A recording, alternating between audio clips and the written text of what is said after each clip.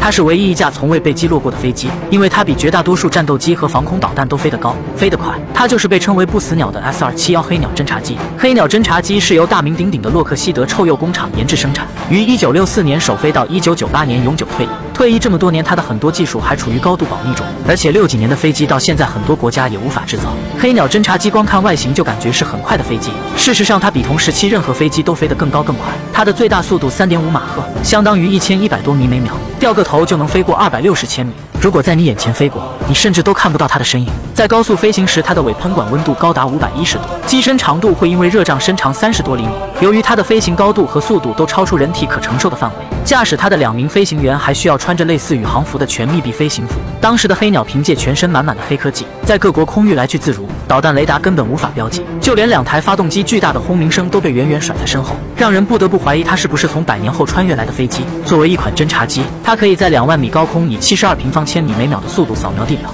，6分钟就可以拍摄完整个意大利并获得高清照片。到现在，它使用的电子和光学设备都处于绝对保密状态。这就是 S-271黑鸟侦察机，你觉得它怎么样呢？